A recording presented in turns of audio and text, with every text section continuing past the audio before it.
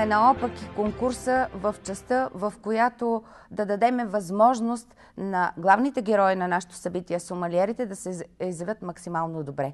Затова и организирахме вино на годината, за да могат повече хора да могат да ги видят, повече хора да представят уменията си. За първи път включваме и вносните вина, и то е по предложение на някои от избите, с които разговаряхме, че крайно време е да направим съпоставка между нивото на българските вина, които са постигнали до този момент, и чуждите вина, които традиционно много хора познават и се продават на българския пазар. Хотел Маринела за трети пореден път има честта да е домакин на годишното издание на Сомелиер на годината.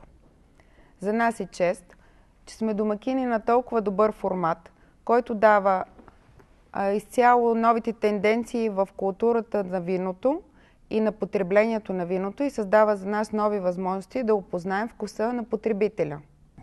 Преди много години един човек ме забеляза и ми каза, че от мен ще стане много добър сомелиер. Тогава нямах представа дори за какво ми говори. Но, както казват, хвана ме за ръка, поведе ме в правилната посока и нещата се случиха. Това правим и ние в конкурс Сомелиер на годината. Опитваме се да предоставим на тези хора възможност да бъдат забелязани. Убеждавам такива хора и каня такива хора да се явят в този конкурс, за да могат да получат този шанс да бъдат забелязани. Тържина Естет подкрепя конкурса Сомелиер на годината, защото се дава възможност на по-голяма аудитория от ресторантьори и хотелиери да научават повече за виното, да знаят как е направено, какви са технологиите, които са използвани, какви сортове съдържа то. Също така и по каузата, в която работим основно всички винопроизводители, да повишаваме културата за пиене на вино. Нещо, което предизвика интерес у нас гилдията на ресторантьорите и хотелиерите в конкурса Сомелиер на годината е възможността на младите кадри при нас да се изявят. Второто, с което предизвика интереса, това е открита дегустация, която ще бъде направена по време на самия конкурс.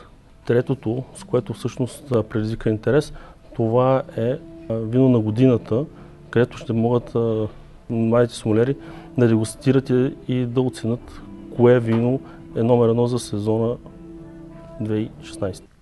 През последните години в световната практика на много и големи световни винени изложения присъства задължително и една минерална вода – тиха или газирана. И това не е случайно. Най-новите и модерни тенденции в храненето са свързани с разкриването тайните на вкуса на бутилираната минерална вода. И ето тук идва изключително важната роля на сомелиерите, които в партнирането си с ресторантите покриват много повече аспекти, включително и правилният избор на минерални води. За програмата на откритата дегустация сме подготвили специален щанд, на който ще представим най-новият си продукт – Devin Air. Това е натурална минерална газирана вода с добавена газировка от естествен происход. Devin Air е разработена със съдействието на майстори, готвачи и сомелиери, за да се превърне в най-доброто и най-деликатно допълнение към трапезата. Ние като винопроизводители се включихме миналата година в конкурса Сомелиер на годината и останахме очаровани от атмосферата и настроението, което събитието създаде. Присъстващите едновременно се наслаждават на вечерята и участват в конкурсната програма като част от представление, в което виното и сомелиерите са главни герои. Като медия всеки ден в новините публикуваме изключително интересни информации за български вина, които печелят награди и отличия на много високи и стойностни международни състезания и надпревари. Това само доказва, че България има място на световната винена сцена. А София ще се превърне в такава сцена на 24 и 25 март, когато ще се проведе конкурсът Сомелиер на годината 2016. Една невероятна арена, в която ще бъдат представени букети от български вина, представени от млади хора по най-интересният и най-любопитен начин. Като новатори и привърженици на креативните идеи, ние от SBB Media подкрепихме още първия конкурс на Сомелиер за годината и то без да сме го видяли. Без колебание заставаме като медиен партньор за трета поредна година на събитието и сме сигурни, че изненадите предстоят.